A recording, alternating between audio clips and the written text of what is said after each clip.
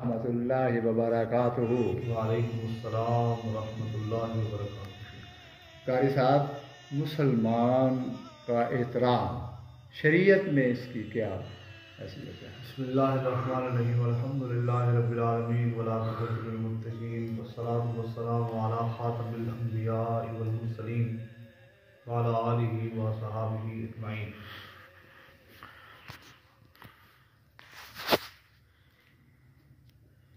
अल्लाह तबारक व तआला कलाम मजीद फुरक़ान हमीद बुरहान रशीद के अंदर इरशाद फरमाता है, वक़्फ़िद जनाहका लिल मुमिनीन, जिसका मफ़हूम कुछ इस तरह है कि तू आजिज़ी के पर फैला दे मुसलमानों के लिए, मोमिनीन के लिए।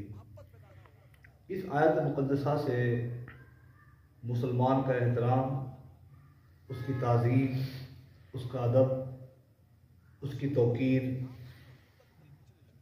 और उसकी ताज़ीम ये साबित हो रहा है कि मुसलमान का एहतराम करना मुसलमान के लिए कितना अहम और ज़रूरी है।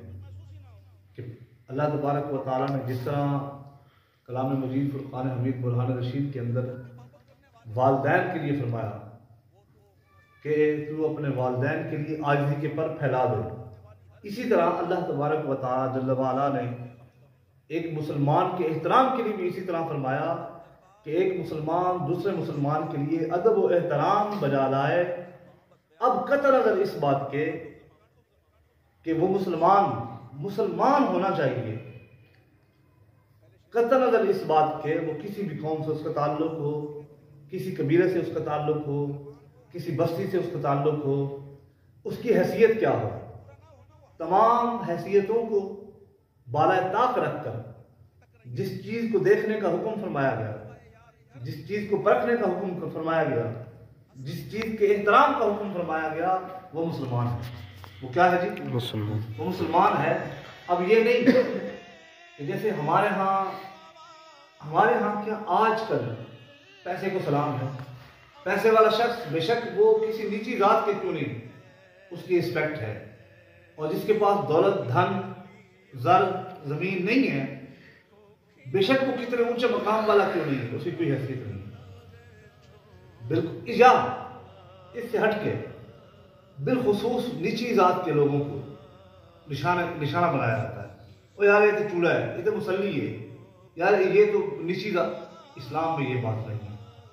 सरकार दो आलम नूर मुजस्सम शफीए मुअज़्ज़म सल्लल्लाहु तआला अलैहि वसल्लम ने हज्जतुल वदा के मौके पर हुजूर ने वाज़ेह दो टोक अल्फाज में ये बयान फरमा दिया, ला फ़ज़ल लि अरबिही वला लि अजमिही वला अला अस्वदा वला अला अहमरा इल्ला बित्तक़वा। क्या मुसलमानों, किसी अजमी को किसी अरबी पर फजीलत नहीं है, किसी अरबी को किसी अजमी पर फजीलत नहीं है, किसी गोरे को किसी काले पर और किसी काले को किसी गोरे, किसी को किसी पर कोई अहमियत किसी तरह की भी नहीं है। हाँ, अगर अहमियत है, हाँ अगर किसी का कोई एहतराम है, किसी का कोई मकाम है, किसी का कोई रुतबा है, तो वो है तक़वे का। तुम में से जो मुत्तकी और परहेजगार होगा, इस्लाम के नज़दीक वो ऊपर होगा। इअदिलू व अक़रबु लित्तक़वा, तक़वा जो है अल्लाह के नज़दीक सबसे बुलंद मुकाम वाला है। मेरी बात समझ आ रही है? उसकी जिंदा मिसाल आदि से मुबारक की रोशनी में आप सैयदना बिलाल हबशी रज़ियल्लाहु तआला को आप देख लीजिए। एक गुलाम थे, लेकिन जब मेरे महबूब सल्लल्लाहु अलैहि वसल्लम की बारगाह में पहुंचे तो मेरे महबूब ने उनको कहाँ से कहाँ तक पहुंचा दिया। मक्का फतह हुआ तो प्यारे आका सल्लल्लाहु अलैहि वसल्लम जिस ऊँटनी पर सवार थे, उस ऊँटनी में आपके ख़ानदान का कोई बच्चा आपकी गोद में नहीं खेल रहा था, आपके एक गुलाम का बच्चा आपकी गोद, हज़रत ज़ैद का बेटा जो है वो हज़रत सामा, वो आपकी गोद में बैठ कर खेल रहा था। और प्यारे आका सल्लल्लाहु अलैहि वसल्लम ने खाना काबा की छत पर जिनको चढ़ने का हुक्म फरमाया, अपने किसी कबीले के बंदे को नहीं कहा, हुजूर ने अपने किसी खानदान के फर्द को नहीं कहा। प्यारे आका सल्लल्लाहु अलैहि वसल्लम ने हज़रत बिलाल को हुक्म फरमा दिया कि जाओ तू ऊपर चढ़कर खाना काबा की छत पर आज तो अज़ान कर। मेरी बात समझ आ रही कि नहीं आ रही? ये है वो इस्लाम का मकाम और एहतराम मुसलमान का मुसलमान के लिए एहतराम और मुशादा दिली रखना। किस सूरत में? इस चीज़ को सिर्फ देखा जाए कि वो मुसलमान है।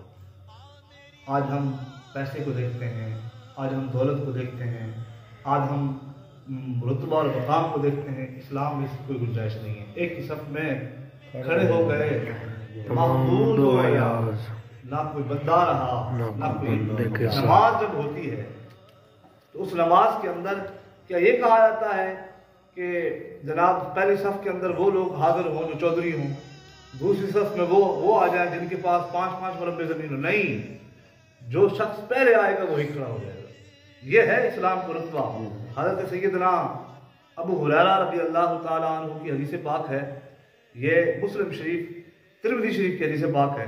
حضور صلی اللہ علیہ وسلم نے فرمایا المسلم اخو المسلم لا یخونہ ولا یکذبہ ولا یخذلہ، کہ مسلمان کا بھائی ہے، نہ اس کی خیانت کرے گا، نہ اس پر کسی قسم کا کوئی جھوٹ بولے گا، اور نہ اس کو ذلیل و خوار کرے گا۔ کل المسلم المسلم حرام ارضہ و مالہ و دمہ۔ تمام مسلمان سن لیں، کسی مسلمان کو یہ حق نہیں پہنچتا کہ وہ دوسرے مسلمان کا خون کرے، اس کی عزت کو اچھالے اور اس کے مال کے ساتھ کھلواڑ کرے، بلکہ کیا ہے؟ حضور نے فرمایا التقوی ہاہنا، یہاں یاد رکھیں، متقی اور پرہیزگار مسلمان ہے، اس کا احترام تم پر لازم، اس کو اوپر اٹھانا تم پر لازم اور ضروری ہے۔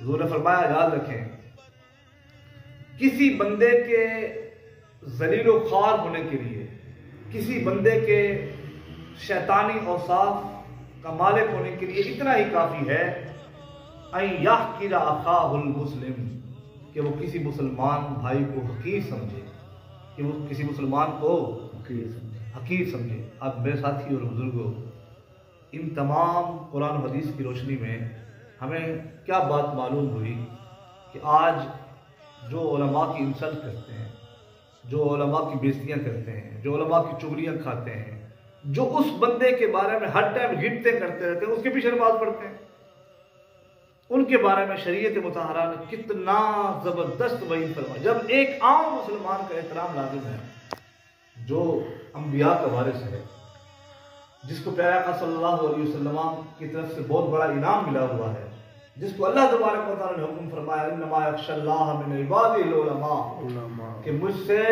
ڈرنے والے، سب سے زیادہ ڈرنے والے جو لوگ ہیں وہ علماء ہیں۔ آج ہم علماء کی بدخویاں کرتے ہیں۔ یار ایک عالم دین، ایک حافظ قرآن، ایک امام مسجد ہے نا، کوئی فرشتہ تو نہیں ہے نا بھائی۔ اور ہمیں کسی چیز کا پتہ بعد ایسا نہیں ہوتا، وہ کہتے ہیں نا وہ کھودیا پہاڑ نکلا چوہا تو وہی مویا ہوگا۔ بعض دفعہ ہم کسی عالم پر، کسی حافظ پر، کسی امام پر بہتان درازی کرتے ہیں، جب تحقیقات ہوتی ہیں تو بیچ میں کچھ بھی نہیں ہوتا سوائے دنگا فساد کے۔ اور خدا کا خوف کرو مسلمانوں، تم نے مرنا نہیں ہے۔ دنیا کے اندر تم ذلیل ہو گئے اگر تم نے علماء کی انسلٹ کی، دنیا کے اندر ذلیل ہو گئے اگر تم نے اپنے امام صاحب کے بارے میں بدخوئیاں کی۔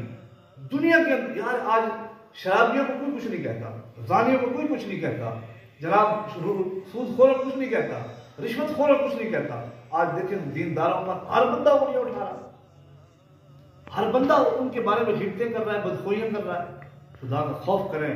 اور آج دیکھیں جب ایک عام مسلمان کا احترام لازم ہے، یہ اب سب یہاں پر یہ تو نہیں فرمایا گیا کہ اس کا احترام تم نے کرنا ہے جس کی داڑھی ہو، اس کا احترام کرنا ہے جس کے سر پر ٹوپی ہو، اس کا احترام کرنا ہے جس کے سر پر ماتھے پر جو ہے سجدے کا نشان بنا۔ نہیں، عام حکم فرمایا۔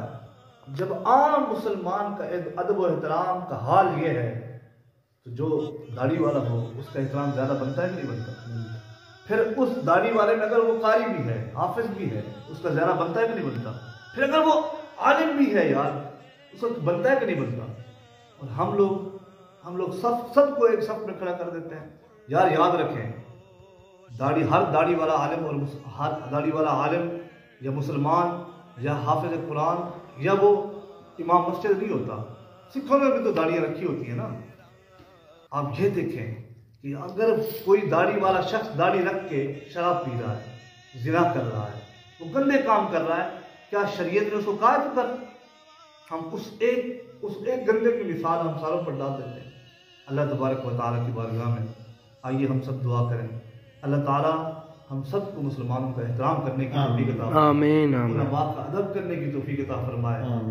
یاد رکھیں اگلے سال آپ نور النظام کے حاشیے کے اندر مجھے آج وہ بات یاد ہے، انشاءاللہ اللہ تعالیٰ نے زندگی رکھی تو میں آپ کو صحیح رٹواؤں گا وہ باتیں۔ مولانا عبدالرزاق مطالبی صاحب رحمۃ اللہ تعالیٰ فرماتے ہیں یہ نور النظام کے حاشیے کے اندر، کسی عالم دین کی توہین کرنا، انسلٹ کرنا کفر ہے۔ کیا ہے؟ کسی عالم دین کی توہین کرنا، اس کی انسلٹ کرنا یہ کفر ہے یار۔ اور آج ہم پتہ نہیں کتنے کفریات بک چکے ہیں۔ اللہ تعالیٰ عمل کی توفیق